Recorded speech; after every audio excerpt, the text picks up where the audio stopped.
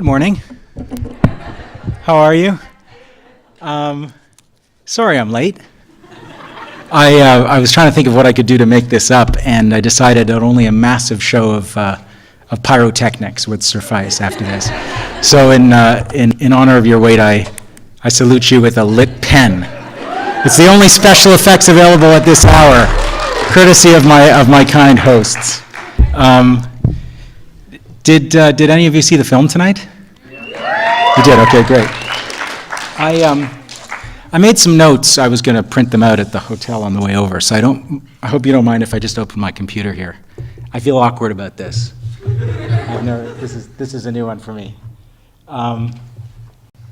So the title of this series is Rethinking Productivity, and I've been thinking about productivity. I've had a lot of time to think about productivity today. I've thought about productivity, thanks to Air Canada, I've thought about productivity more today than I ever have in my life. You're not going to be able to see me if I put this stupid thing up here. And I was thinking about it in the context of the film. And I know I'm screwing up the recording here, and I don't care.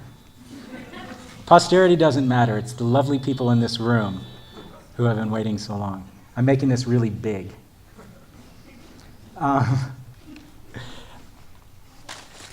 The movement that you saw in the take is alive and well. First of all, for people who have seen the film,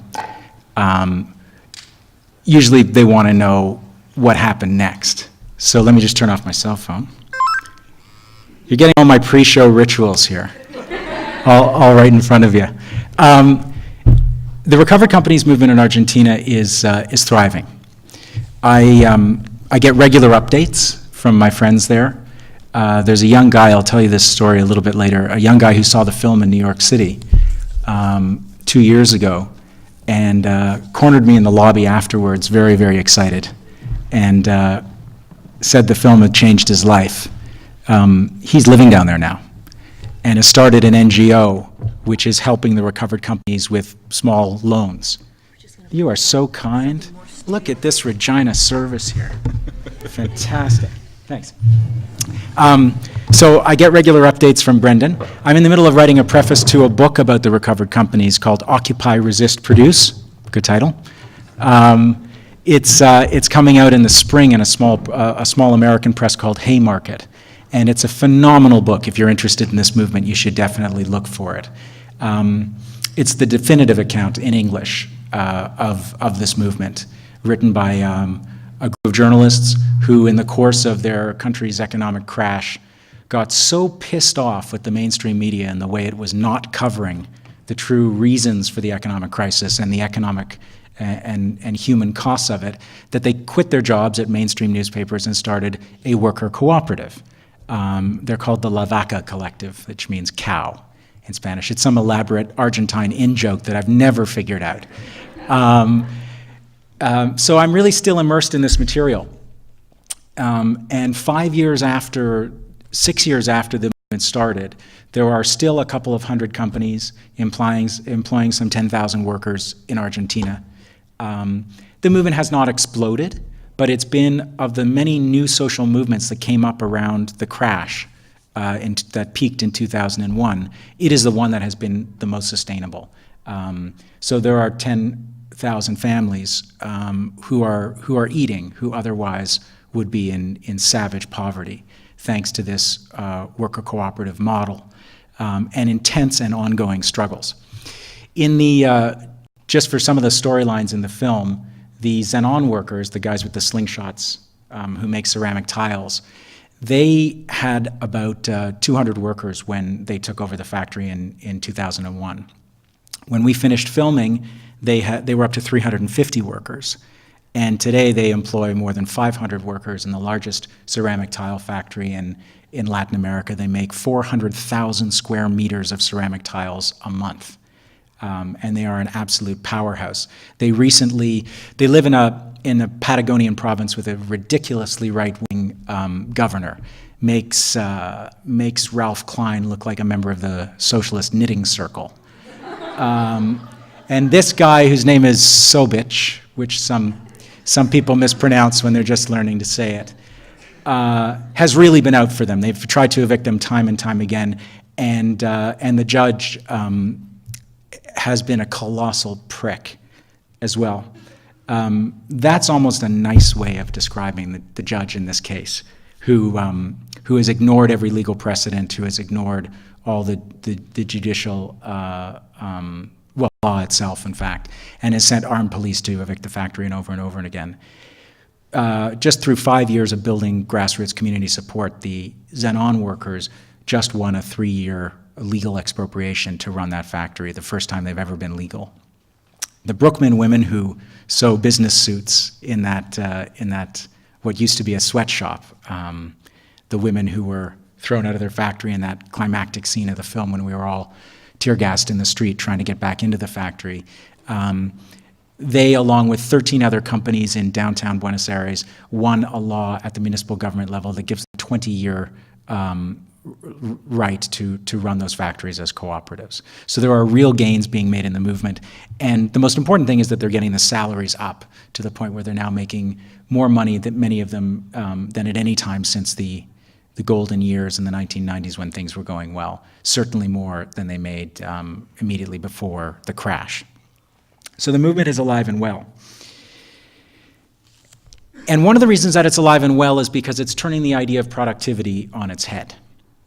Productivity is a word that's been used, in my view, in the last 30 years as nothing more than a weapon against workers. I was reminded of this a number of times today. Had a lot of time to read the newspaper today. Read a lot of newspapers today in different cities. Read the Vancouver newspapers, read the Calgary newspapers when we had to change planes.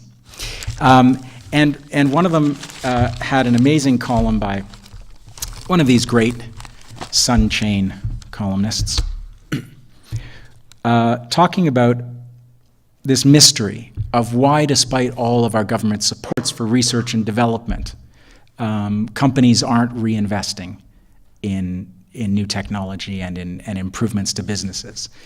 And Canadian corporations, despite staggering profits in the past years, are among the worst of the rich countries in the world in actually reinvesting their profits in creating new jobs, in bringing industries up to the cutting edge. And that's why so many of our industries, like the pulp and paper industry, is so subject to little fluctuations in the market. And ask anyone in Prince Albert, if you don't believe me, that if you don't keep plants up to the cutting edge, then they go down. So poor Don K.O. is struggling with this mystery, and he decides that the reason that companies aren't reinvesting the money that they do get from the government for research and development in real capital improvements is that we have a productivity crisis in Canada. And the only possible solution that Don can come up with is a 0% corporate tax rate. That's his solution. This is a textbook example of how productivity is used as a weapon against working people. And it's part of a kind of an economic discourse, which I don't need to remind you of because you're bombarded with it every single day. If you need reminding, pick up any newspaper in the CanWest chain, and you'll find it wall to wall. In Argentina in the 1990s, and we got into this briefly in our film, but I want to flesh it out for you a little bit because, you know, we made this film that takes place in Argentina. It's about globalization. It's about the imposition of economic policies that we believe are global, which are clearly global. And some people still feel that there's like connections that need to be made between what they see in the film in Argentina and what's going on in Canada. So I want to tell you a little bit more about the Argentine economic crisis. It's late, and I understand that. You've been waiting a long time. I'm not going to get into too much macroeconomic blah, blah, blah, because there's nothing more soporific at this time of the evening than that. But while I'm telling you some of these stories of outrageous plunder and looting of the capitalist class in Argentina, just allow yourself to free associate, to make whatever connections come to mind, and think of how some of these things may be playing out in Canada. One of the things we heard over and over again from the workers and in the Argentine language of talking about their economy was this phrase, hollowing out, that their country had been hollowed out, that their communities had been hollowed out, that their factories had been hollowed out. And you saw in the earliest scenes of the film the way, as the owners drove the companies into bankruptcy, they literally emptied out factories, selling off the raw materials, the machines, whatever they could get. And in the end, many of these struggles started with workers guarding the machines. One of the most ironic post-Marxist images, I think, of this century. And it's happened before and it'll happen again. But workers guarding the very means of production, which did not belong to them yet. And yet they knew that if the machines were taken out and sold, then their communities would turn into ghost towns in rapid fashion. So this idea of hollowed out countries takes place on a number of levels. In Argentina, companies were hollowed out. And here's just one example.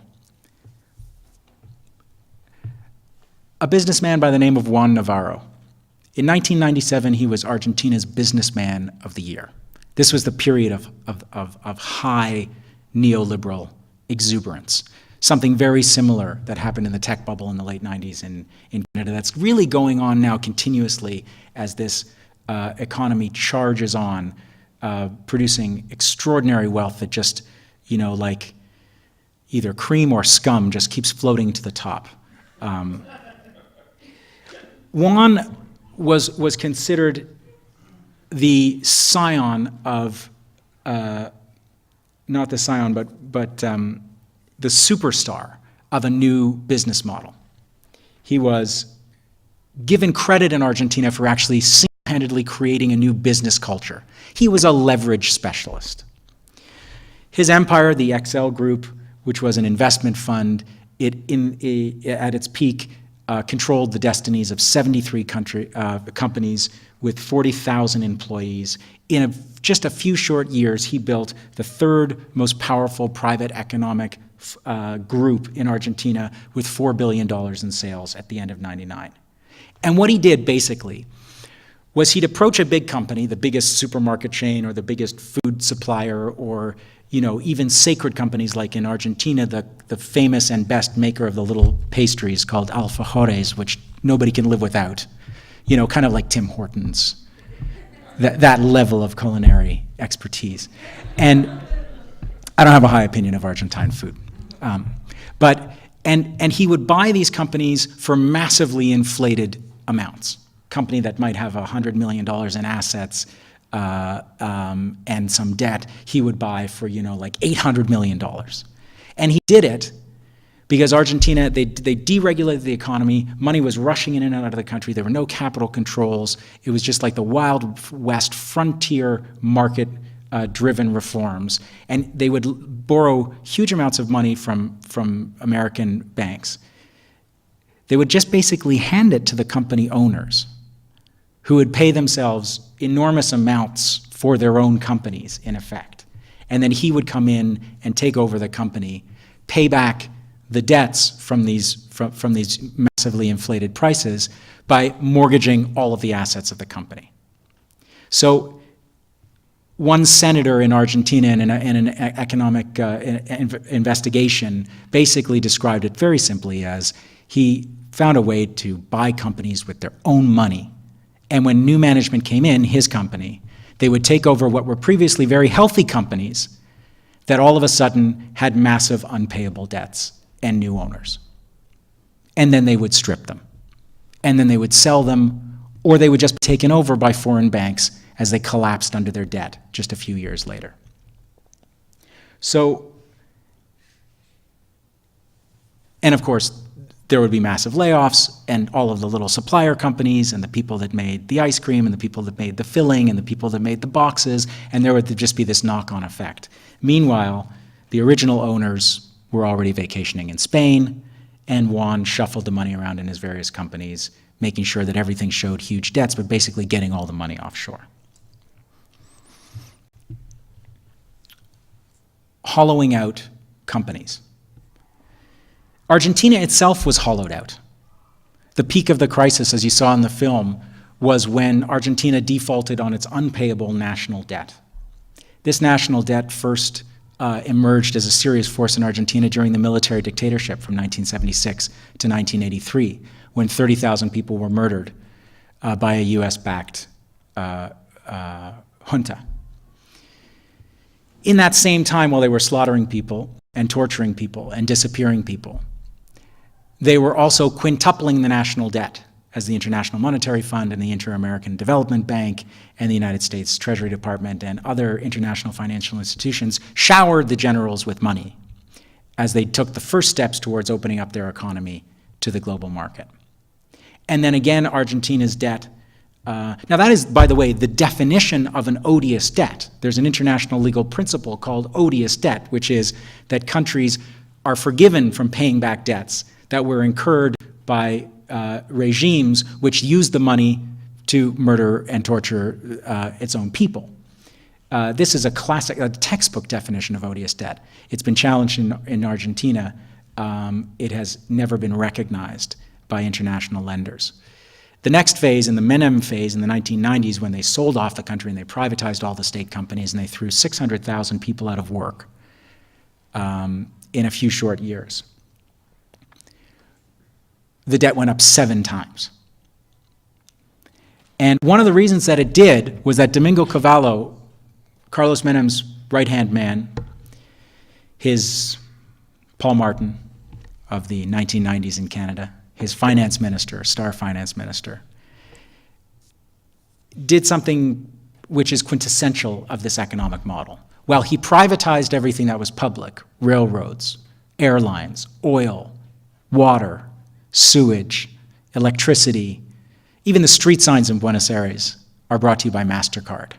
That's how deeply they embraced privatization in Argentina. He did nationalize something, which is incredible given how right-wing he was. He nationalized the debts of private corporations twice. Twice in 10 years, he took hundreds of millions of dollars of private sector debt and he simply brought them into the public books, nationalizing private debts and privatizing public assets. The country was literally hollowed out.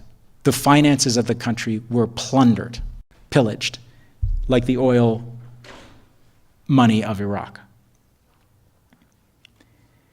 And then what happens when you hollow out a company, when you hollow out a whole economy, when you hollow out a whole country? Eventually you end up hollowing out workers. If you believe that capitalism is not just a system for producing and distributing goods and services, but capitalism is also a system that produces and distributes identities. The identity of workers in Argentina, and I would argue the identity of workers in Canada, has been stripped away. That identity is not something that most people maintain. You may be a sales associate. You may be a barista. You may be an apprentice, which is a kind of a wannabe CEO. But the identity of worker is something that we've lost in our culture. And in Argentina, you can see it in those broken men crying in the anteroom of the legislature, of the people looking at their former workplaces that have been absolutely devastated, and realize that the thing that they've had all their lives, an identity as a worker, someone who made things of value to other people, the dignity of that life was also stripped away. Now, what does this have to do with Canada? I mean, what you saw in the film is it could never happen here. I think that we know something about the loss of the identity and the culture of work. Our primary identity in consumer capitalism is to be consumers. And work is something that we do in order to get what we need to consume. Work is not something that is inherently valued for most of us, unless you're smart enough to work in a worker cooperative or another ethical business, truly ethical business, not one in which the ethics are part of your marketing plan. And And I think that's a massive loss. And what it means is that we stop seeing workers as real people. What it means is that when PA turns into a ghost town, those people don't exist in our culture. There are 24-hour business channels. There's a business section as big as the front section in every goddamn newspaper. There's not a single labor reporter in a single newsroom in Canada today, and there hasn't been in years. I started working in mainstream media in 1990. They were already an extinct species at that time. So where is work? Where do you ever see workers in popular culture? There are little flashes here and there. But by stripping us of that identity, you strip a huge number of other things too. The idea of solidarity, the strength of unions, the idea of collective action. A lot of those things came from the identity of workers, and that identity has been produced and distributed out of the system. Now, I guess one other, wow, this one killed me today. Thinking about Juan Navarro, I was sitting on the plane, thinking about these cutthroat capitalists who hollowed out Argentina. I'm flipping through the Calgary Herald, another one of my favorite papers. There's a beautiful story about David Radler, Conrad Black's Paul Martin. Right-hand man, and showing his true colors after all those years. When Conrad Black is now disgraced and being sued by Hollinger, David Radler is selling him out, turned state's witness, and in exchange for a light sentence is going to testify against Black. Thank you, perfect. But apart from that, the headline is, "Freeze on Radler's assets, scandalous," lawyer says. His lawyer is furious. It is scandalous and unfair that Radler's assets have been frozen while the courts decide, make sure that he doesn't liquidate his own assets so that he can't pay future fines. And he's been put on a $25,000 a month living allowance. What is he accused of?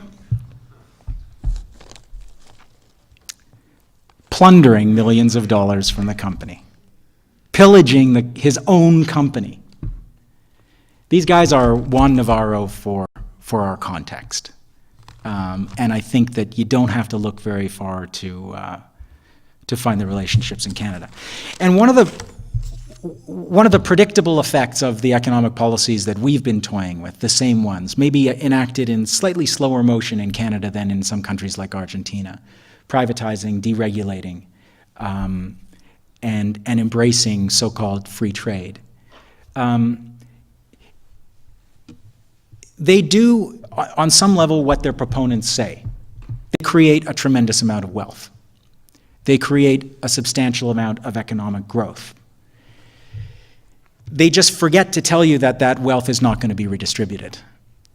And like the Canadian saps that we are, we keep believing that if enough wealth is generated by our economy, eventually it'll trickle down.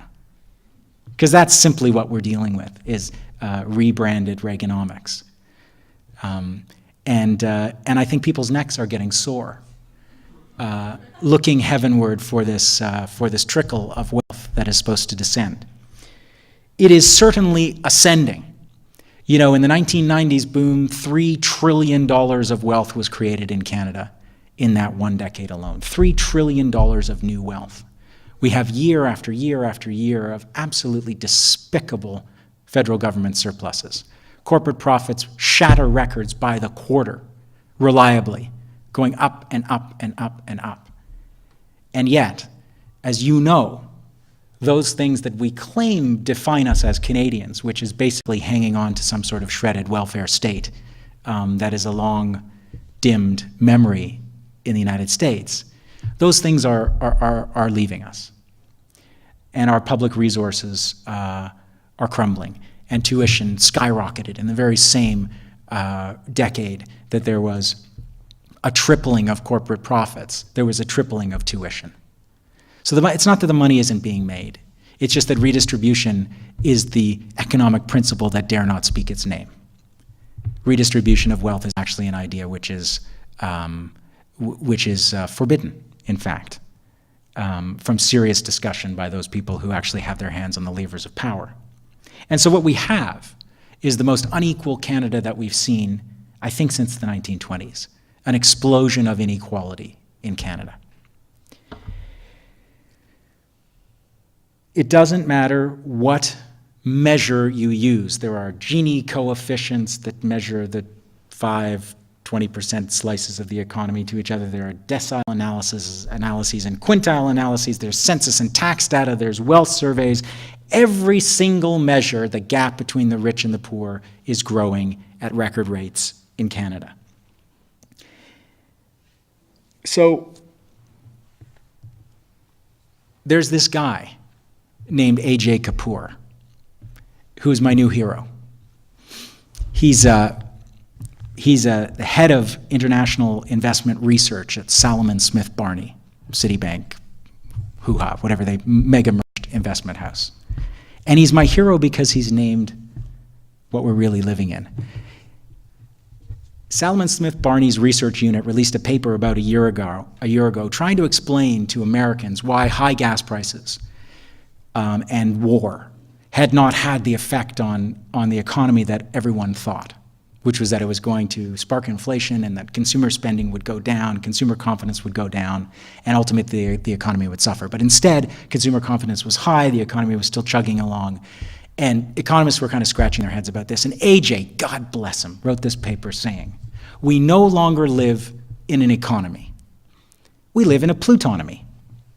A plutonomy in which the top 1% of earners spend so much money on leisure and recreation and Blackberries and vacations and private jets and Four Seasons, nights at the Four Seasons, that they are single-handedly spending on behalf of all of us.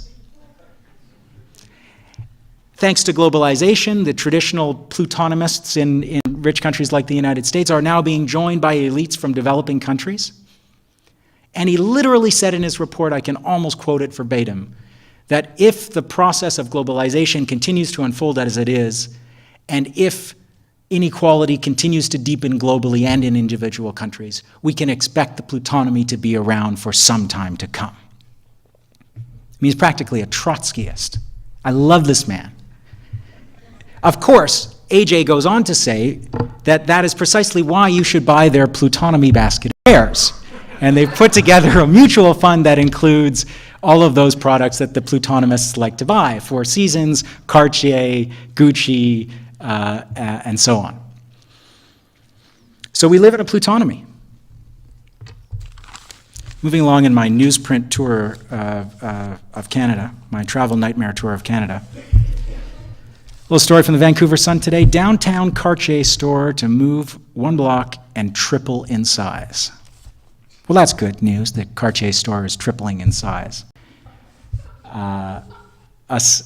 Meanwhile, they are now, once again in Vancouver, camping out and squatting abandoned buildings because the homelessness crisis is absolutely unremittent. And no matter how many promises they make, they just can't seem to find a way to give people homes. That's it. I'd almost lost touch with what it was what they were asking for. It's so hard. It's so impossible. It's so politically bizarre. And I laughed when I saw that the owner of Cartier is, wish you could see his picture, a lovely tanned guy named Daniel Feuerman, who moved here from Argentina.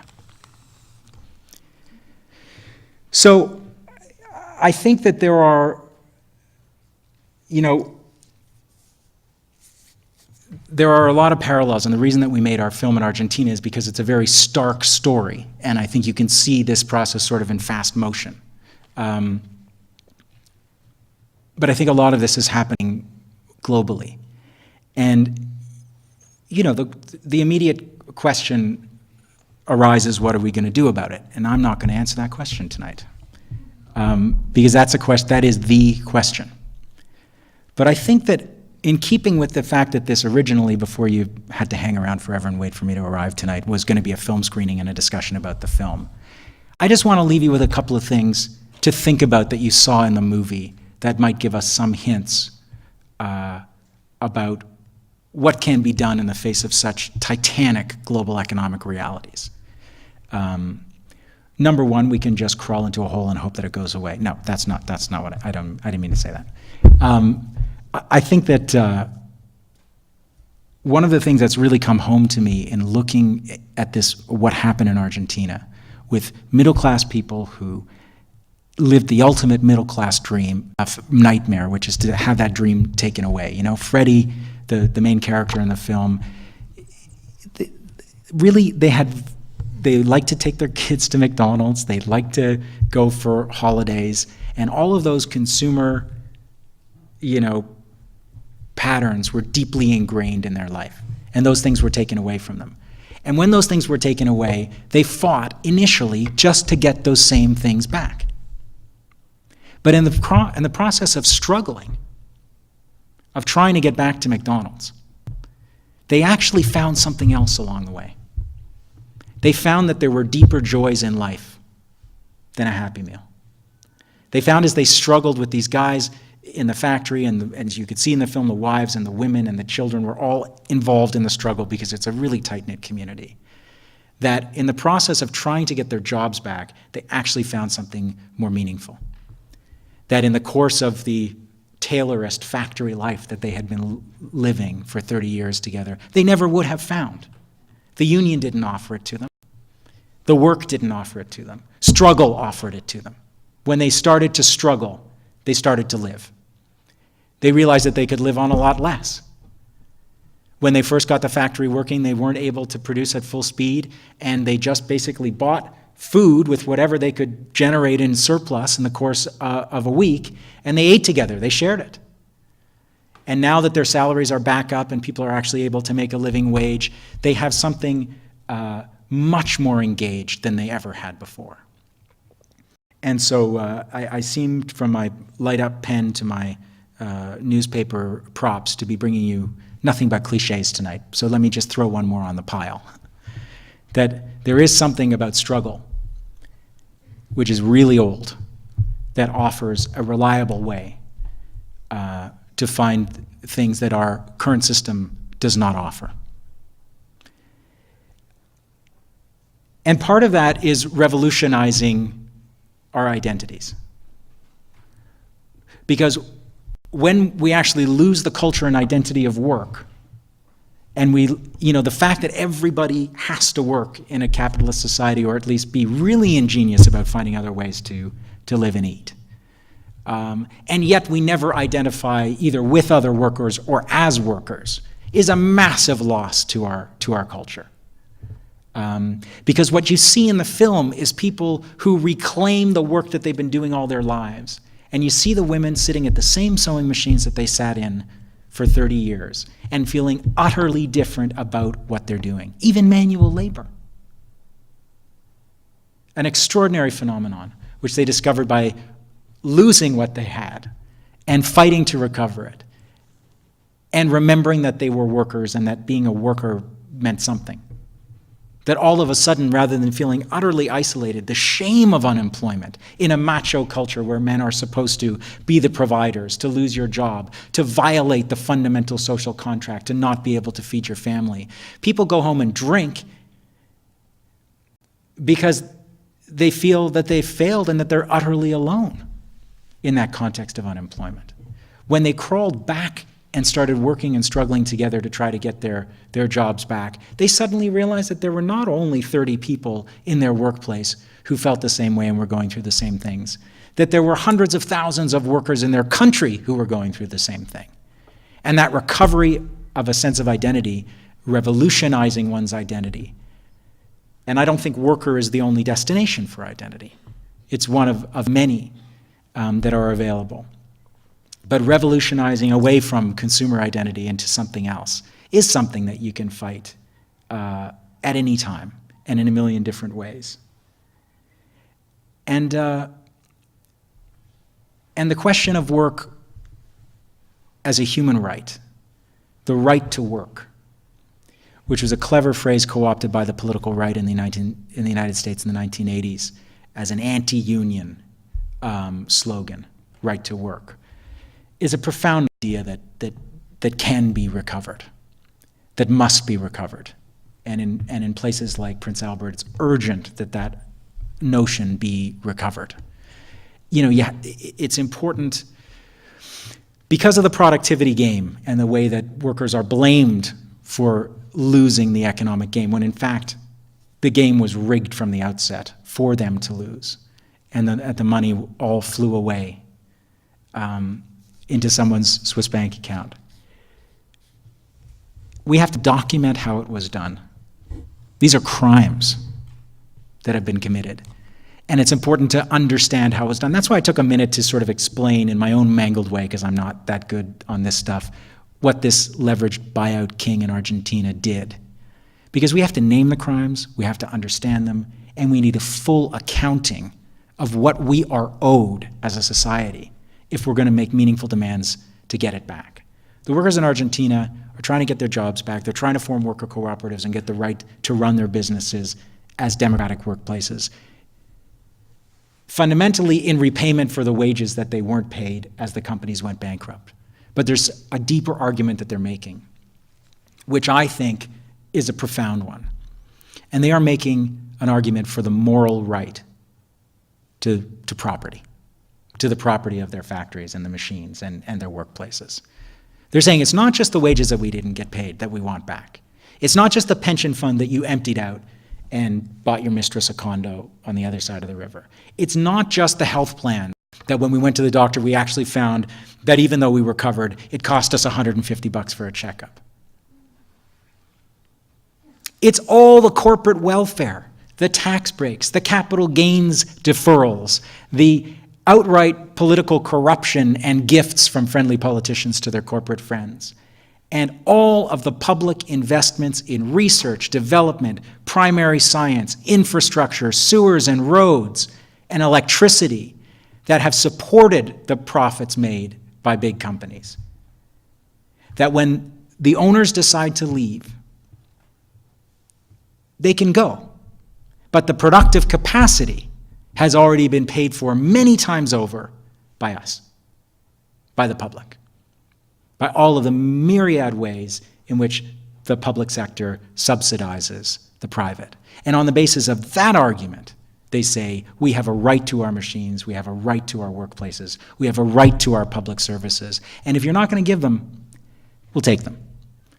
Which is why there are a couple of buses waiting outside for us tonight, and we are now going to go to take over a factory and put it back into production together. All right? Thank you. Thanks for waiting for me. And I didn't come all this way just to talk at you. I'd be happy to chat more informally as you ask me punishing questions about my brutal tour through macroeconomics in the last half hour. I also should warn you, I have a pretty strict gender equity policy on question periods. What basically we're going to do is we're going to take 150 years of questions from women. I'm kidding, but you get the principle, and I appreciate I appreciate an equal space for everyone. Go ahead. We've got two microphones here. Hi. I just want to say first that I really enjoyed that film. Thank you. It is very inspiring to see that cooperation can occur.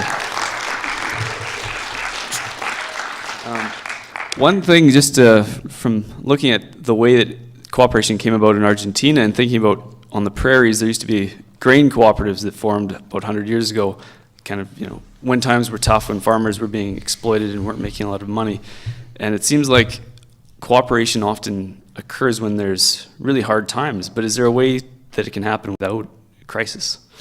Well, I think that's another one of those profound questions.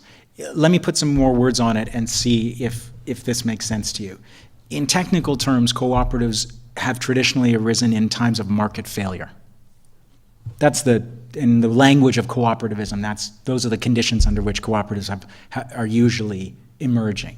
It just doesn't pay to move grain from the prairie to a coast, to ship it elsewhere. That's a market failure. The market does not find a profitable business there, and therefore cooperatives or another mechanism arises to meet people's needs when the market has failed. And I think when you look at the way the world economy is going, with half of us as a species living on less than $2 a day, when the poorest countries on earth transfer their wealth to the richest countries on earth, and that's an actual verifiable figure. It's called a negative net financial transfer. And the UN Commission on Trade and Development has been tracking it in the last decade or so. And it's now $350 billion a year that the Global South transfers to the Global North on an annual basis. $350 billion a year more comes north than goes south in all trade, investment, aid, and everything else. It is a massive transfer of wealth from the poor to the rich. That's market failure on a planetary scale. And I think that cooperativism, which is experiencing a gentle resurgence in Canada right now, the worker co-ops especially, the cooperative movement as a larger phenomenon, I don't know how interested you are in it, but worker co-ops, which are the democratically managed ones of worker owners, which are the most political of the cooperative structures, are experiencing a resurgence. In Canmore, in Alberta, the beef farmers, who are not exactly socialists, if you've been there, were getting hammered by the BSE thing, and the borders to the states closed for their cattle. And in the end, and it just happened last year, they formed a worker-owned business, a cooperative of cattle farmers in Alberta, for God's sake, because they had to find another way to make their livelihood.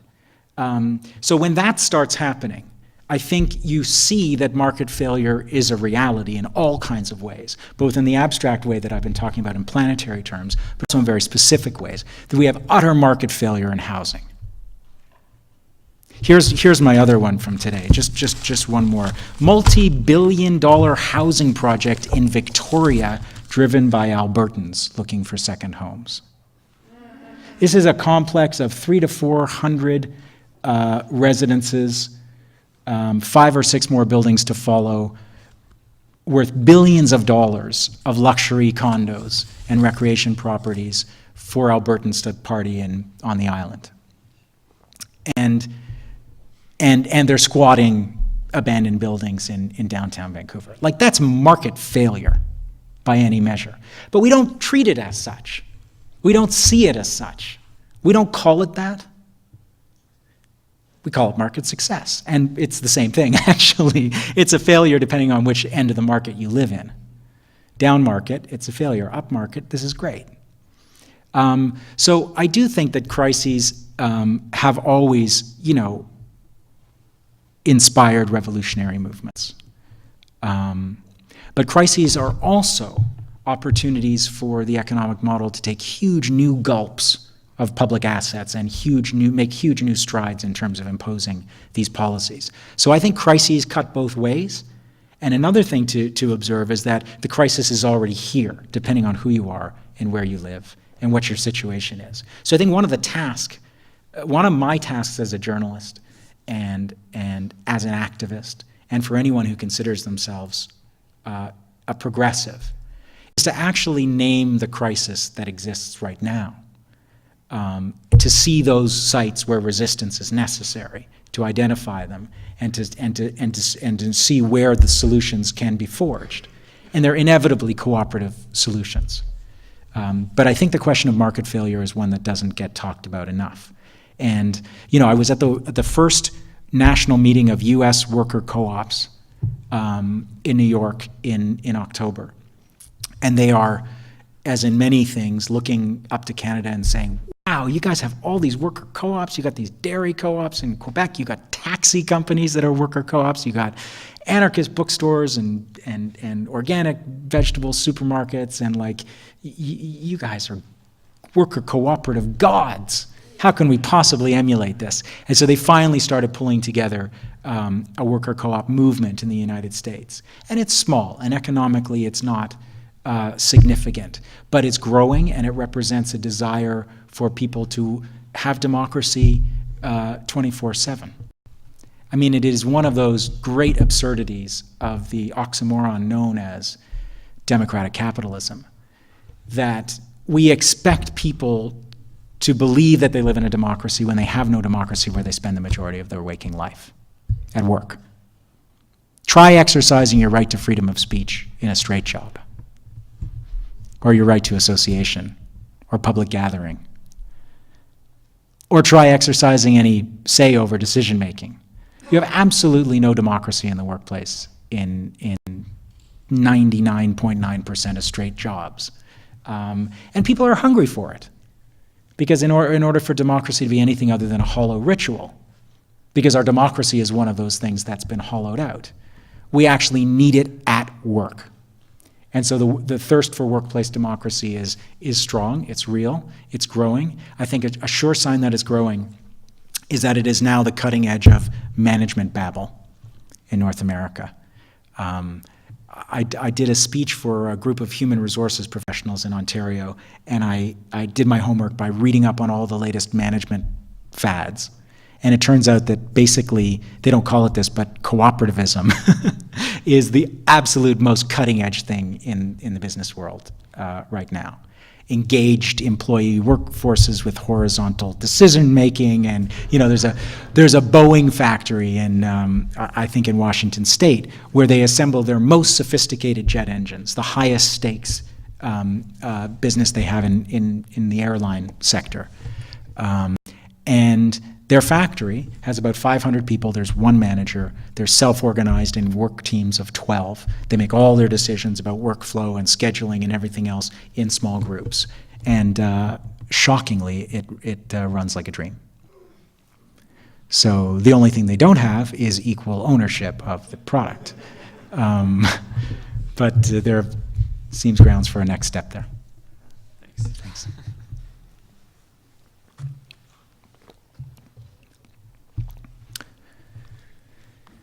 Brave soul.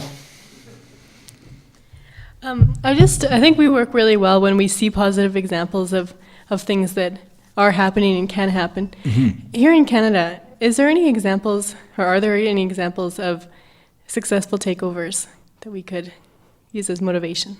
Yeah, there are some good ones. I mean, first of all, I think it's important to observe that the takeover, just taken as a broad category, is practiced most often, although not always as successfully as it ought to be, by anti-poverty groups in Canada.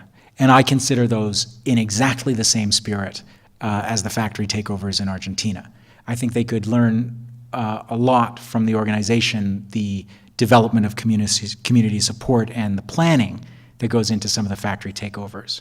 But I do think that same sense that there's something that we need, like work, and the factory is right there, and the machines are still in it.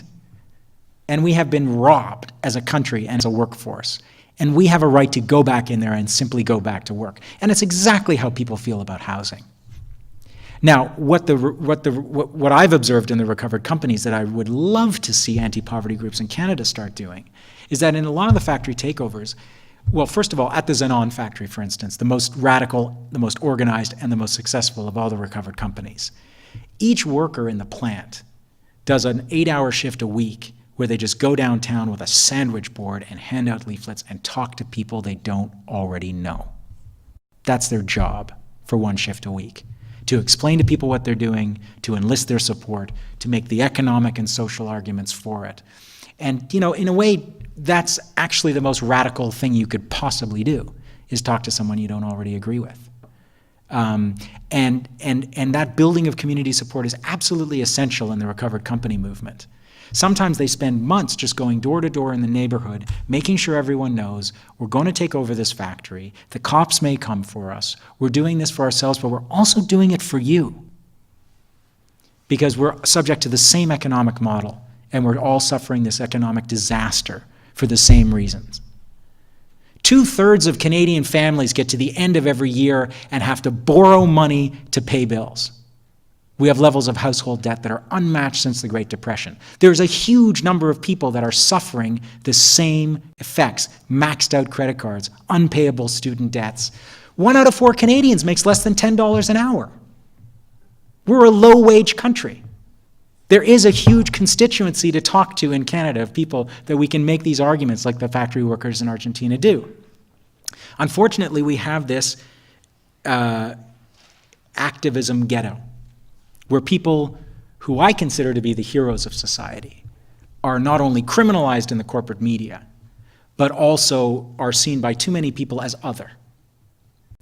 And I think that's a huge challenge for activism in general. And one of the ways to get around it is when you're going to do an action, like take over an abandoned building and try to turn it into social housing, or at least shame the political class into spending some money on social housing, to actually spend 2 or 3 months meeting the middle class neighbors and, trespassing on that territory, which is the default political culture of Canada, the red Tory. And just going and appealing to people's basic values and explaining what you're doing so that when the cops come to throw you out, you're not just, 15 activists getting pepper sprayed and led away in handcuffs on the evening news, but you might actually start building some support in the middle class so that people come down and defend you. And you saw at that eviction, when they came to evict the Zanon workers in the film, that there were thousands of people from the community that came and stood in front of the factory gates because they'd been doing 3 years of public education and developing community support for the direct action. So I think that's a huge lesson and a very inspiring one. In Jonquière, Quebec, which is, I guess, some sort of socialist mecca in Canada because it's the only place they've ever unionized a Walmart. And they took over an Alcan factory in the same town. So there's something in the water there that we need to drink. But this is, again, like very similar to Prince Albert in that it was, an Alcan factory, the largest aluminum producer in the world, perfectly profitable company, cyclical. Sometimes the price of aluminum is high, sometimes it's low. It evens out over the long term. They make lots of money, but they just decide to close the factory 15 years earlier than they were going to. And that they had actually made a commitment in writing to the union, an agreement with the province and everything else, that they were going to keep it open until a certain year. And they were just like, the Canadian dollar's too high and aluminum price is too low, and who needs it? 550 workers. And these workers had actually been watching what was happening in Argentina. And in early 2003, on the day that they were supposed to walk out of the plant for the last time, they stayed. And they kept producing with no management in the plant. And they kept producing for weeks.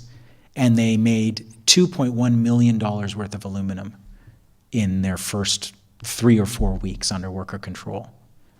And in that case, they didn't even take it. Maybe a strategic error. They gave it to the company. They were proving that they knew how to run the place, that they could do it on their own, and that it was profitable to make aluminum there. And that was the first factory takeover that I know of in Canada that was directly inspired by what happened in Argentina. In the end, that struggle was lost. But I think it was an extraordinary victory that they did it to a multinational, that they did it in a heavy industry. It wasn't a vegan coffee shop; it was just an aluminum smelter, and that was a really big one. And then the farmers in Alberta, I think, is another extraordinary thing because it comes in such a politically unpredictable constituency. So those are the takeovers in Canada that do it for me. But there obviously haven't been nearly enough. Again, there's so many things at stake in a worker takeover. It really does require the support of a level of government, usually provincial. It requires a complex restructuring deal. It needs to be supported by public money in the interim. And, it's frustrating because there have been successful worker takeovers in Canada for forever. But they're not really on the map. So you see these plants going down. And it's the last thing anyone thinks of. And if they do think of it, they think of it as the last gasp, the last possible hope to keep the jobs in the community, rather than the first option, which is actually a better business model with much higher productivity, with much higher sustainability. Because one of the things that the Argentina experience teaches, if you study the individual bankruptcies and what happened, is that, of course, we know it's not the workers who are driving these companies under. We know it's not the unions. Those are the excuses made by the ownership class. It's obviously the management. But when you look at CEO salaries, which are just so outrageous and so disproportionate to any kind of performance, let alone the multiple, represented by the CEO salary over the average workers in the company. You look at all the stupid things that they do with the money, the bad business decisions. You look at the obnoxious marketing plans that are completely pointless and don't necessarily even raise sales. And you look at all of the perks and the trips and the assistants and the assistant's assistants and the whole hierarchy that bolsters these guys' sense of importance. That's where the money's being thrown away in most companies. If it's not being siphoned off to headquarters in some other country or moved into another company so that they don't show too many profits on the books so they don't have to pay any taxes, God forbid. And it's actually, when you look at it, the waste in any given company is most likely to come at the management level. And so when workers take over companies, it's like clear within weeks that it's so much easier to break even as a company when you don't have to support a fleet of limos or its metaphorical equivalent. And so in fact, the companies in Argentina, which nobody believed could ever possibly succeed, were able to break even very, very quickly. Because the break-even point is so much lower when you just have the cost of the actual labor. And the only thing you need in order to do that is workers who remember that they actually know how to do the work, and that they don't need a huge management class to loom over them. I was wondering if you could speak to, obviously throughout time we've had force to maintain order, and so in your movie we've got a militarized police that maintains order despite popular support against it. And so I was wondering if you could speak to militarization of police and compartmentalization and high-tech police states in regards to the emerging New World Order as we're going to understand it. Well, it's a huge industry, first of all. I think it's worth observing. I was in Miami for the last FTAA meeting. And for those of us who sort of started summit hopping in a modest way at the turn of the century, this was staggering. We were on our way back from Argentina, where we had passed through some pretty heavy shit, as you saw in the film. And we got to Miami, and they had bought $20 million worth of new cop toys. They were sort of called Ninja Turtles, the popular name for them, because they'd bought these special new riot gear for everybody. There were weapons being used on people that I'd never even seen before. There were new experimental gases that they were trying out on people. There were more cops than protesters at any given site. And the thing to remember, apart from many other things that can be said about the need of the state to use force to keep people in line, is that it's a massively profitable industry.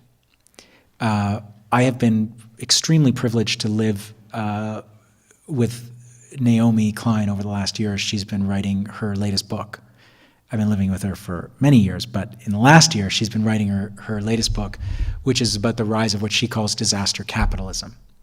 And she's tracking the exploitation of crisis to impose shock therapy over the last 50 years or so in various places.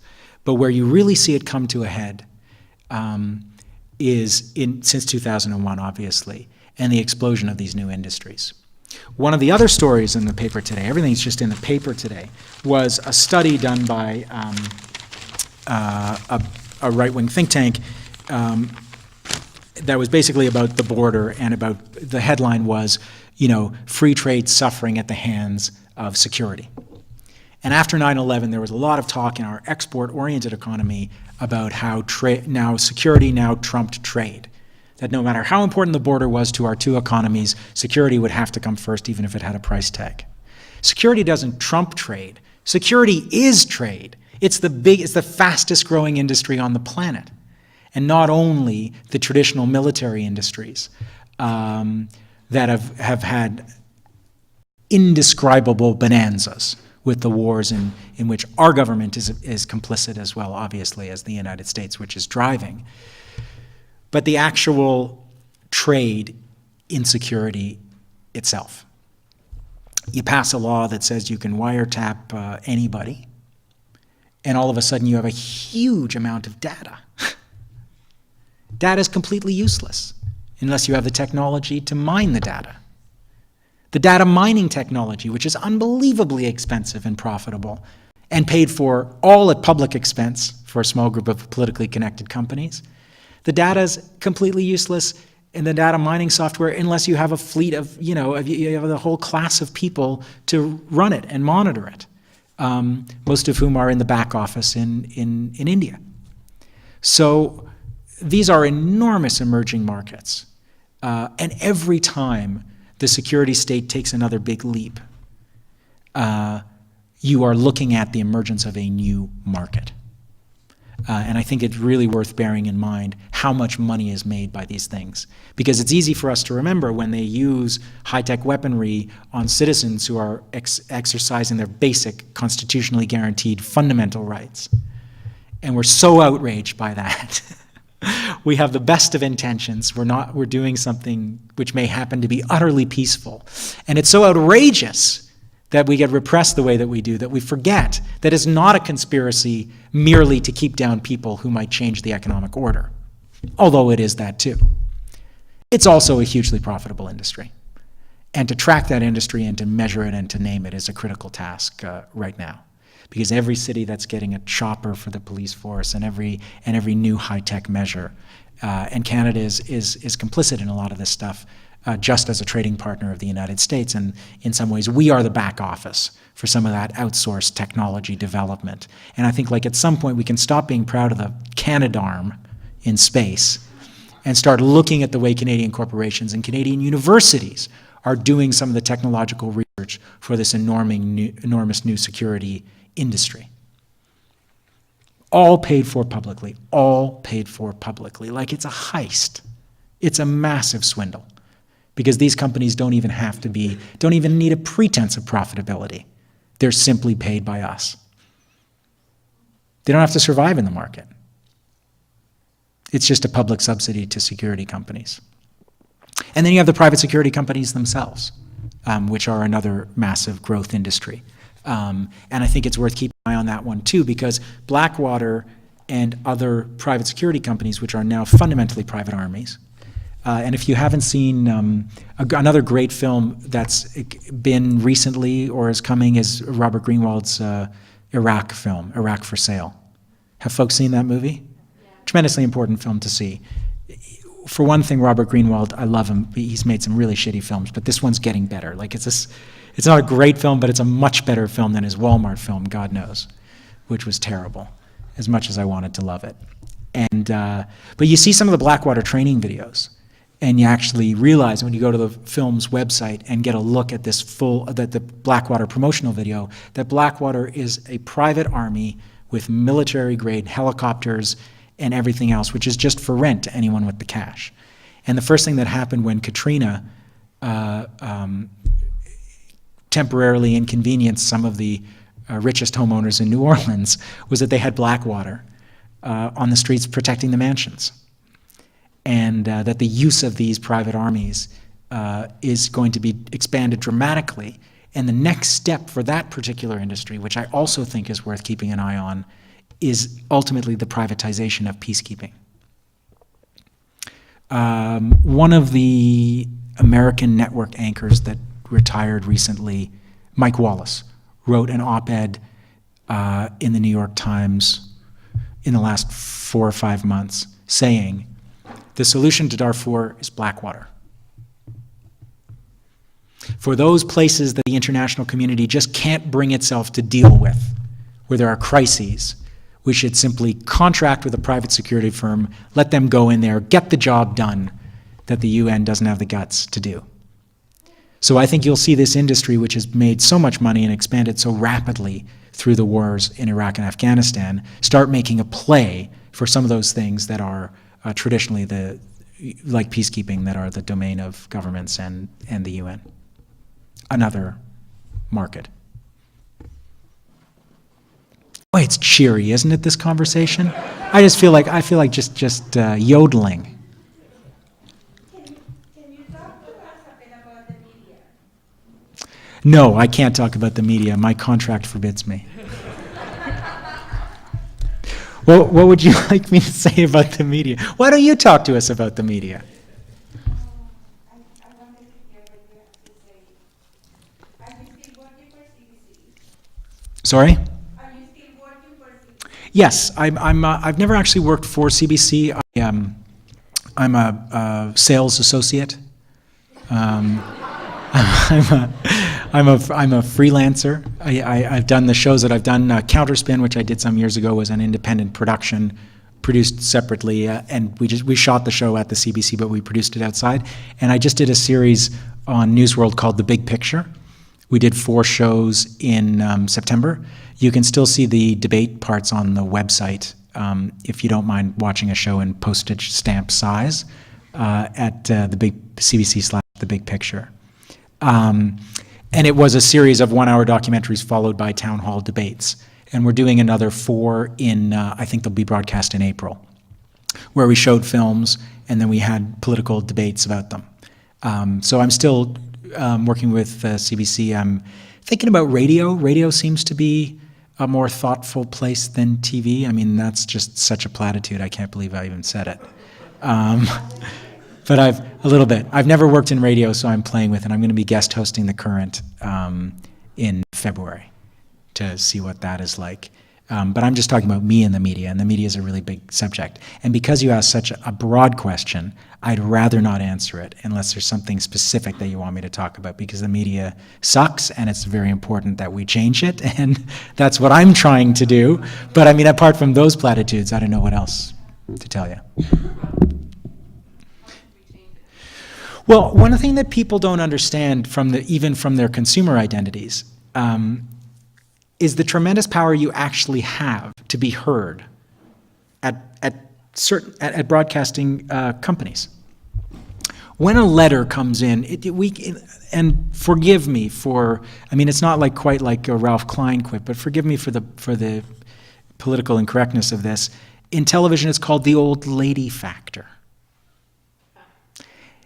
which means that when you finish a show and the next day you get a letter in spidery grandma handwriting, the news director reads it.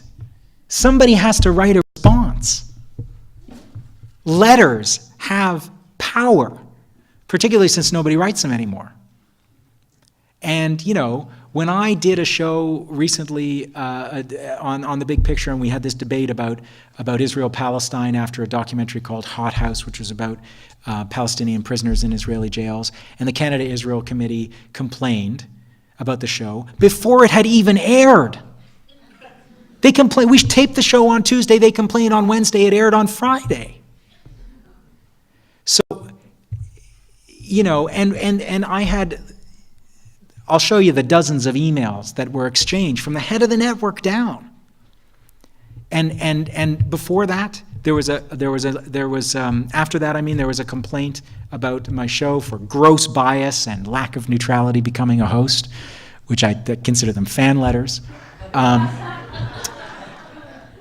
That literally the head of Newsworld wrote a response to some nice woman who wrote in with her concerns.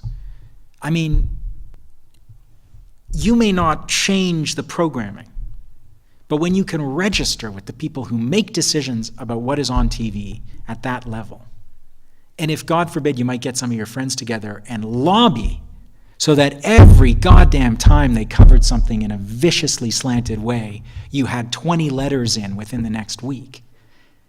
When they were going to do that story the next time, they would think, yeah, but it's such a pain in the ass to get all those letters, maybe we should get a housing activist on the story.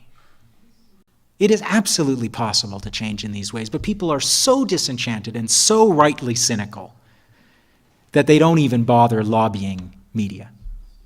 And I think it's a huge opportunity because we all bitch about it endlessly and none of us actually tries to do anything. But there's one thing that you can actually do. Believe it or not, you can write letters. They have more impact than letters you write to your MP, I promise you. I actually applaud you for the big picture with the human torture experiment. Yes. I thought that was amazing. Thank you. This actually goes back to development. Did the IMF and/or Argentinian government get anything out of the social uprising, I guess you could call it, with the factory workers? Like, did they How do you learn mean? anything? Like, did they realize that, this could be prevented if we let them do what they want, or are they just going to continue to or is the IMF going to continue to? You mean like did the Argentine government sort of have second thoughts about the economic model? Yeah, like, did they ever second guess themselves that something like this could happen? In Argentina, the movement is almost invisible. It's actually better known in Canada because of our film than it is in Argentina itself, where the corporate media is very concentrated and very ideological and hasn't covered it. And since Kirchner won, and Kirchner presents himself as a lefty, though if you look at the economic policy, he fundamentally is not. There's a great you have Nestor Kirchner in power right here in Saskatchewan. I would argue that without hesitation, because you just look at follow the money and look at the effects. You have deepening inequality, you have lack of redistribution, and all of the same things. And Kirchner has followed exactly that path, but he comes off as a lefty, and unfortunately, they have a left-wing daily newspaper in Argentina, which is in Latin American countries. There's much more diversity of daily press, and there's normally a spectrum of daily newspapers on the left. But the main left-wing newspaper in Argentina, unfortunately, is completely in his pocket, and has just become the house organ for the president. So that source of media critique is totally gone, and he's getting a completely free ride. And it's really sad because, in fact, what his strategy has been towards social movements is to co-opt them. And so there have been a lot of factories where a government official has arrived and said, guess what, guys? Great news, you're getting a 40 million peso loan from the federal government. And it's like, they're like, that we did it, we won. We'll be able to get this place back to full production. But the thing is, we're not really going to be able to have like a total cooperative anymore. And actually, there's this guy who's kind of going to actually buy it. And actually, the 40 million is kind of going to him. I mean, it's really going to you because it's the factories for everyone. Solidarity, brother. But so the Kirchner government has, in my view, has been extremely cynical about social movements and has been using its left-wing rhetoric to co-opt them. Here's one more thing about Kirchner and the IMF. You might have seen a news story, if you're as much of a nerd as I am and you follow these things, last year that Argentina paid off its debt to the IMF. In one fell swoop, they paid $8 billion, which was their outstanding debt to the IMF. And Kirchner did it. It was a brilliant piece of political theater. He got up there in the great Argentine tradition. He said, "We will never let the Yankees dictate to us again. We're free. The IMF is off our back forever." And they paid $8 billion of public money for an illegitimate debt that had been paid many times over and had been first of all stolen by Menem and his cronies, and all going all the way back to the dictatorship, and had been used as leverage to impoverish hundreds of thousands of people in Argentina. And the actual death toll of people who died because of these economic policies is in the tens of thousands, if not more. But his piece of political theater was, we're paying them off so that they never have this hold on us again. The problem is that all of the private debtors and the Inter-American Development Bank and the World Bank and the whole mindset that's implanted in all of these international financial institutions are all pushing the same policies in Argentina, as is the business class, as are the business newspapers, as in the entire, as is the United States and other major economies. And so the idea that the IMF was the only institution that embodied these policies and these values, and that if we just got the IMF off our back, we'd be free to pursue a more just society, is nonsense. The ideas are embedded in the very fabric of consumer capitalist culture and discourse and institutions and policies. And so you can't get rid of them that easily. And you certainly can't get rid of them by giving them another $8 billion of public money, which they've already received many times over. So the answer to your question is no. It never caused them even a second thought, despite the success, the heroic success of this small but very important movement. That said, the movement has inspired a lot of other people and a lot of people around the world, not so much governments, but there are now recovered companies in neighboring Latin American countries. 1 year ago, Hugo Chavez in Venezuela hosted the first Pan-American meeting of recovered companies. There were 600 workers there from a dozen different companies, and they, are starting to make an alternative fair trade network of worker-run businesses. And then there's a cooperative experiment in Venezuela, which is a complex thing that I don't understand that well. I got a lot of problems with Chavez because I hate a man in uniform, among other things. But they have invested massively in cooperatives, and there are hundreds of thousands of cooperatives in Venezuela, a slightly different thing. But certainly they draw a lot of inspiration from what's been happening in Argentina. Well, with the debt servicing loan that Argentina did receive, did the IMF get anything out of it that maybe it just wasn't that beneficial towards them? How do you mean? Well, the debt servicing loans, all it is just to pay off the interest on the debts that have occurred from the IMF originally. Which is why they don't really want you to pay it off, because they keep getting the interest. Mm-hmm. Well, will the IMF eventually realize that this just may not work in the future? Because, if you're going to incur more interest with the debt repayment loan, you're going to have another one and maybe just add on. Will the IMF eventually realize that this will backfire?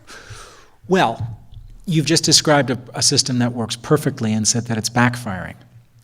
If the purpose of the IMF loans is to be unpayable and to saddle countries with debt that can't be paid, to create the illusion of a debt crisis in countries so that they will enact policies that the IMF tells them to, then the loans are serving their perfect purpose.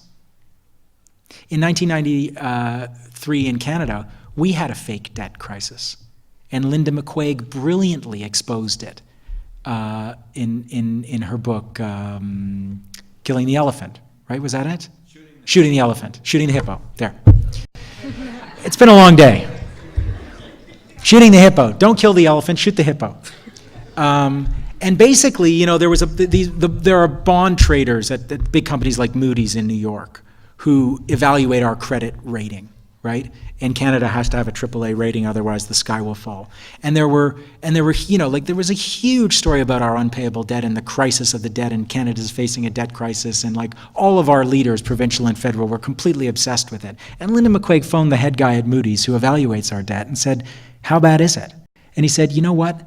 I get phone calls all day, every day, from Canadian, investors and politicians telling me to downgrade your debt. It's not that bad. It's much better than most countries, and there is no debt crisis. It's the only country in the world where they're asking me to downgrade the debt." And that was to stage, a change in economic policy or a deepening of the economic policy that was there, using this completely imaginary debt crisis as a way to scare us into accepting the fact that UI doesn't mean anything anymore, that $5 billion a year goes straight into federal surplus that is taken from workers and businesses because only a third of people who lose their jobs qualify. Only a third of people paying into UI, should they lose their jobs, even get it anymore. They shifted all kinds of fundamental social safety net policies like that with a fake debt crisis. In the developing world, this is like the oldest trick in the book. The IMF is one of many institutions, but certainly the most effective at creating the endless debt crisis so that they can enforce policies. So in terms of seeing it backfire, they don't see the backfire. It's working pretty well. Hi. Hi. there's obviously like a serious working class culture that you depict in your documentary. I just have a question about some of the characters. Did you observe any, like the movie really depicts environment of solidarity that these workers have with each other. I'm just wondering if there was any power struggles internally between them that you observed, or if there were any issues interpersonally with the dynamic, because they're really depicted as a very powerful, and the culture is extremely different in that they have working class culture there and we don't. Right. So we can relate with it ideologically, but it's a thing of necessity for them more than it is for us, I think. But I'm just wondering if there was anything you observed. Factionalism and interpersonal conflict in left movements? No. No, there's none. None at all.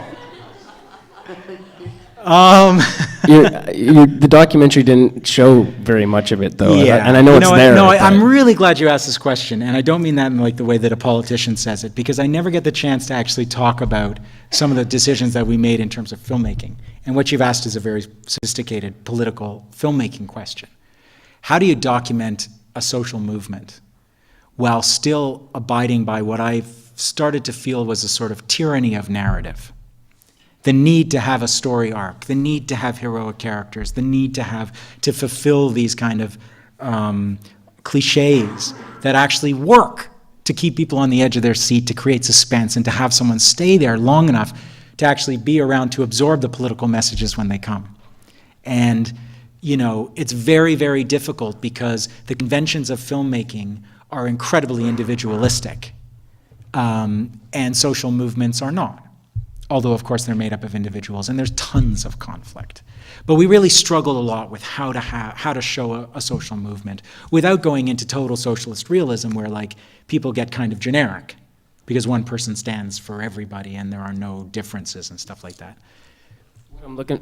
What I'm looking for you is to say that there was some struggle interpersonally, Massively, right? Okay. Massively. I knew it was there. I had to hear you say it. This is what they say in Argentina. Oh, I'm getting there. In Argentina, they say if you've got two people, you've got three political parties.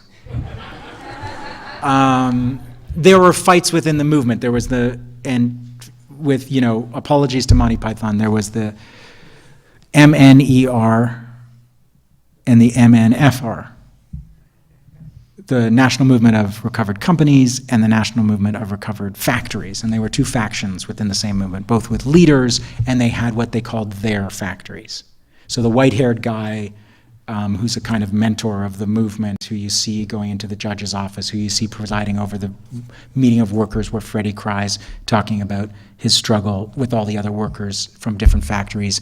Eduardo Murua, he was one of the self-appointed leaders in this so-called leaderless movement of democratically organized workplaces. And then there was another one, a lawyer named Luis Caro, who ran the National Movement of Recovered Factories. And they fought over everything and over dogma, and they fought for factories, they fought over workplaces. They sent their guys into individual workplaces to try to get them to go and switch over to the other association. In the Brookman factory, the most intense struggle involved left-wing parties. The PTS, which is one of the many small left parties in Argentina, the one that's more Trotskyist, had a really strong role in the Brookman struggle. And Celia, the curly-haired worker who was the leader of that struggle for a really long time, got entirely seduced from a completely apolitical background, sort of fell in with a small left party and just fell in love with left politics and just completely went for it. And then all of a sudden the party's lawyers were in the assembly suggesting to people, you know, how they should run the struggle. For a long time, Brookman and Zanon refused to incorporate as cooperatives, insisting that the only solution was full nationalization. And under the influence of the PTS, this particular left party, which had strong representation in those struggles, two of the most important, symbolic, and successful struggles in Argentina.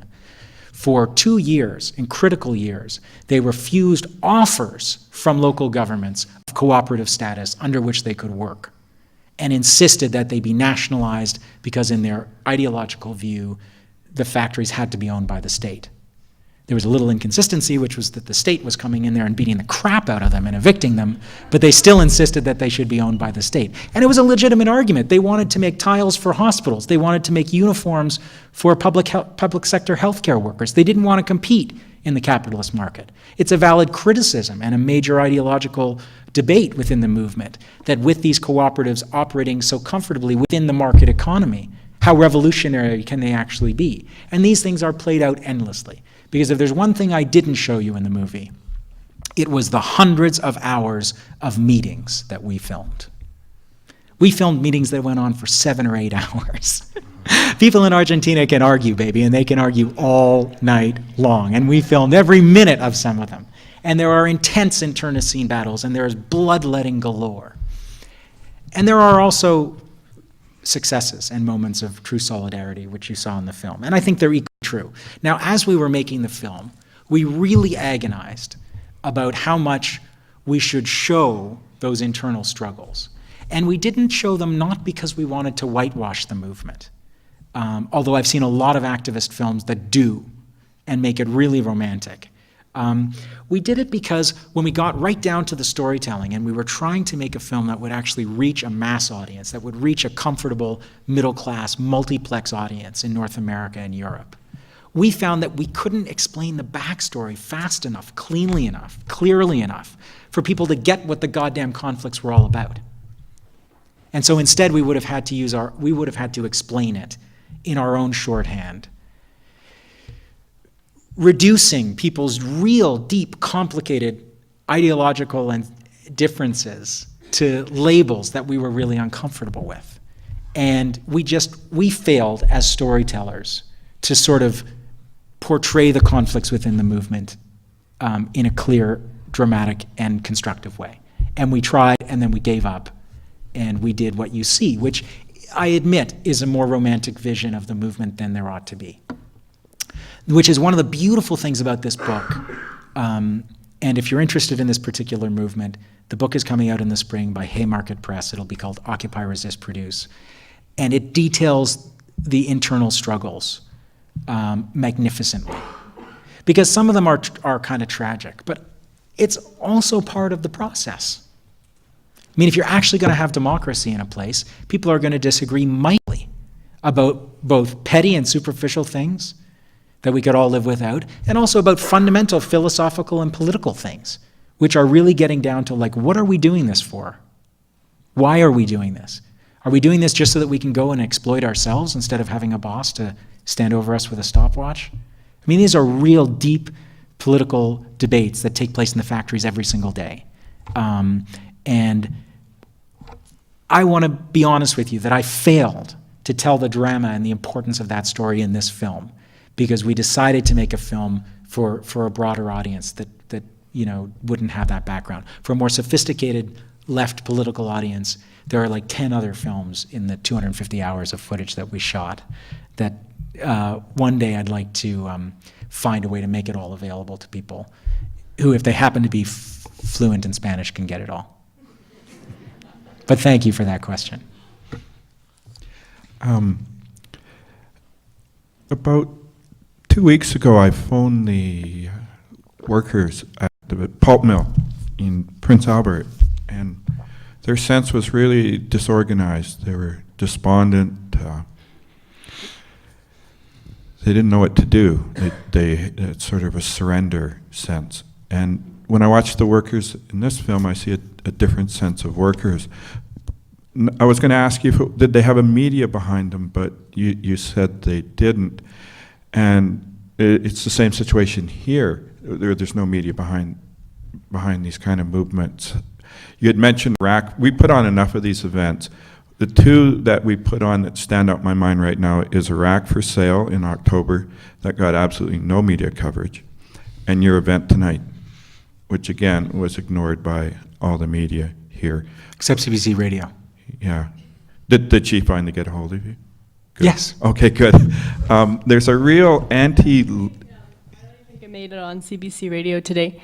I think I had interviewed you last night, and as you go to the story meeting in the morning, you say, I have this really, really great take. You made your pitch? Yeah, I made my pitch. You got shut down.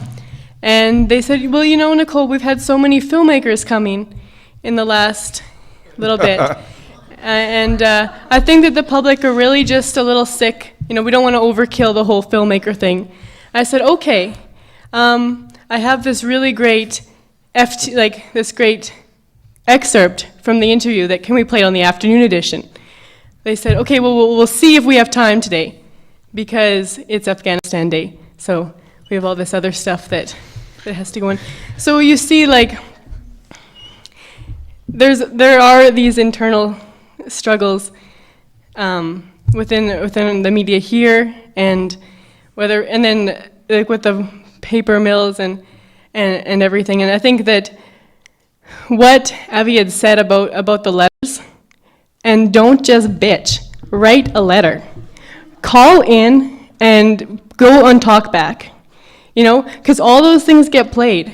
And if the morning edition gets 5 messages on talkback that say we want to hear more about the workers in Prince Albert, we want to hear more from their point of view, then you know we're going to be forced, or you know the producer is going to be forced to make that decision. Right on, Nicole. I'm really glad that you mentioned that I didn't make the cut on CBC Radio Saskatchewan today. I consider that a badge of honor, and I will be telling that to every CBC colleague I have, because it shows that, that you can't take anything for granted. Where I want to go with that, Avi, is we have no more sort of media support behind labor issues than it appears that the workers in Argentina have. Now, every year we produce this poverty report card with Campaign 2000, and you know, I never feel good about it. So my question to you, what I really wanted to ask, was it that they went out and they pamphleteered, that they went out in the community, that they went out in the streets, they got the middle class, they got working people, they just went directly out to the poor people, whoever, and that's how they've gone around building support for these movements, and sort of ignored the media events and all the rest of it. Well, you know, you can't afford to abdicate any realm of communication, in my view, and you have to keep pushing on all fronts. I mean, there's been lots of great evolution in activism in Canada about getting more theatrical in order to attract some media attention. And some of that stuff is working well. I don't know how many people are familiar with Mike Kodima's book from Edmonton. Okay, it's got the worst title in world history, but it's called An Action a Day Keeps Global Capitalism Away, I think. Yeah. I wouldn't have gone that way myself. But Mike is, Mike has basically just gathered a whole bunch of different theatrical actions for people to think about using in order to attract attention and get messages across at the same time. So there's that tangent, which I think is really important. And there is direct building of community support as well. And you just have to get creative about it. But I mean, for all of these struggles, one of the biggest challenges is simply morale. And the workers in all of these struggles in Argentina went through very, very, very dark times and continue to. And what they're feeling in Prince Albert now is utterly familiar to any group of workers that's been in that situation. And what brought them through, is that there's just to keep things really cliched tonight, there's always from Norma Rae, one of the only labor films in Hollywood history. There's the Ron Liebman character, there's the guy who just goes in and fights, and rolls up his sleeves and just is doggedly determined that other people will eventually come along, and Lalo in the Lake is that guy. I mean, Freddie, the main character, is a really melancholy leader. He's a very unlikely leader. He's prone to burst into tears at the slightest provocation, and he got down all the time. And Lalo is just one of those born organizers, just an evangelical organizer. And he just was shoring people up. And literally, they say at one point in the film, when Lalo came to me in the pivotal moment when they win their law and they all break down, and you see that all of that grief and stress and incredible depression that they felt through 3 years of unemployment, when they get the first crack of light on the horizon, that they get the law passed and they're actually going to get their jobs back. They had brought fireworks to set off on the steps of the state legislature. They were ready to celebrate, and when it happened, they bawled like babies. It took me so long to understand what was happening there. And it was 3 years of shame, which, thanks to our lovely and constructive repressed culture of masculine identity, they could not express. There was no cultural vehicle for them to express how bad they were feeling as men who couldn't support their families. And for 3 years, they just bottled it up and put on a brave face despite the fact that their wives, the ultimate shame in a macho culture, were actually doing what they always did, which was do everything. But in this case, actually, whatever meager income they had on their side business, was actually having to support the family. And they couldn't allow themselves to feel that as heavy metal guys. And the first time they actually gave themselves permission to feel, or it just took permission, was the first time they actually had a tiny bit of hope. Anyway, so that's my Psych 101 version of why they cried. And I struggled with it for a long time. It was I believe that's true. But, morale is absolutely critical in any struggle. And in that scene, when one of the guys says, when Lalo first came to my house, it's actually my favorite line in the film, he said, when Lalo first came to my house, he said that this was possible. And yeah, this is possible. Lalo is the guy who just wouldn't stop. And he literally found one worker, and they went to find another. And they walked the streets because they didn't have bus fare, and they went and found another. And they just went to their houses, and the guys wouldn't come out because they were drunk and they were ashamed, and then they just met with them and they talked to them. They said, we're going to do this thing. It's the Blues Brothers. We're putting the band back together. They said, we're going to do this. We're going to do this. And everyone was cynical, but somebody was that motor who just refused to acknowledge how ridiculous it was that they could get that factory back. And in the critical times, and thank God at some points other people would start to believe, and they'd get some momentum, and they'd feel some solidarity, they'd feel like they were winning something, and then something would go wrong, and the balloon would pop, and they'd all be deflated. And once in a while, Lalo got a break, and someone else said, you know what, it's not over. We can try this. Let's do this. Let's write letters to the goddamn CBC if they won't put a visiting lefty on the radio. And so that, but they share it. Ultimately, in a movement that you have to share those responsibilities, but there are those individual personalities who are just determined, and all of those struggles need them. So someone's got to step up in PA and be that person. But ultimately, they need something that they're fighting for. And there needs to be a model. There needs to be an actual goal. There needs to be something that can be won. And someone's got to arrive with that and start, doing some serious shit disturbing if they're going to turn it around.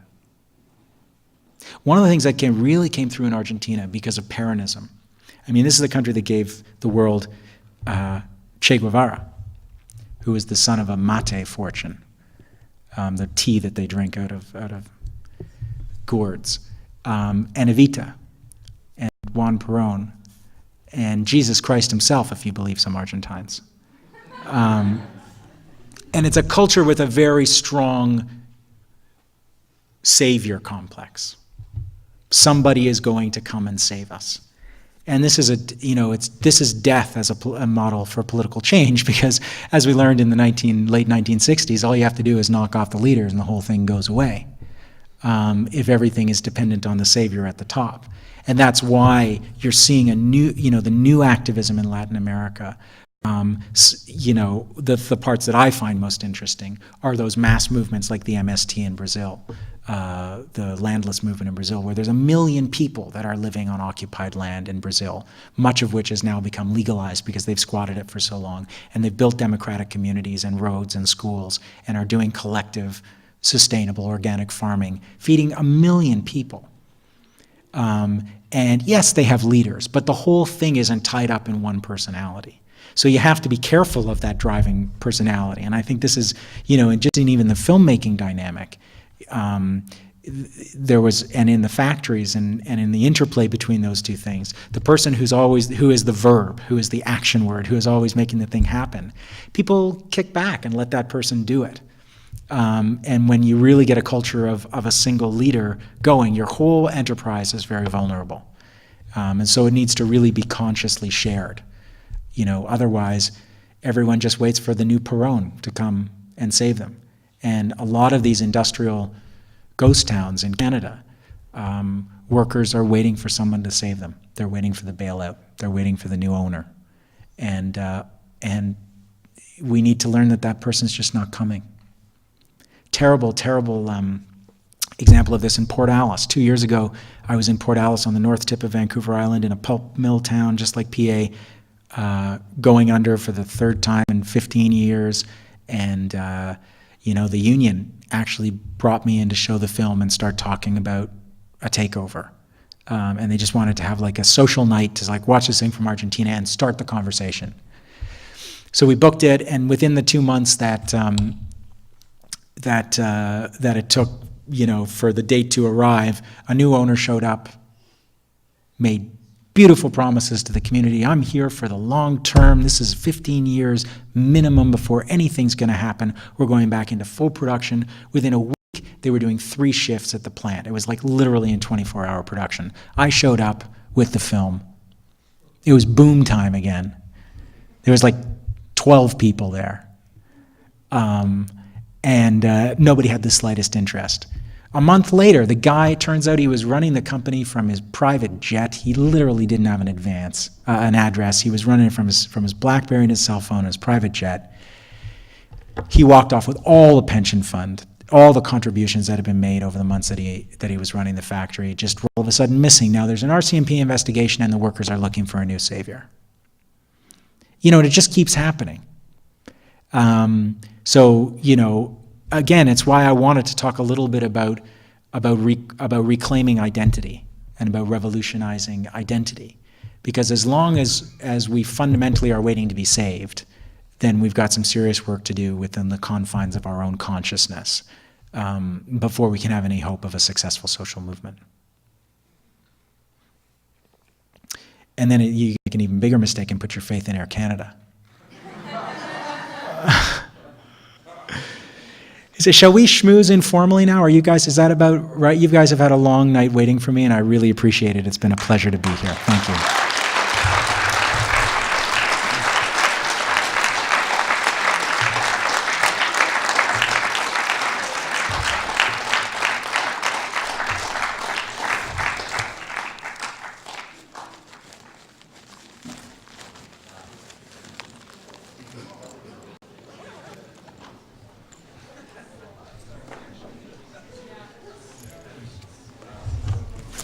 Hi.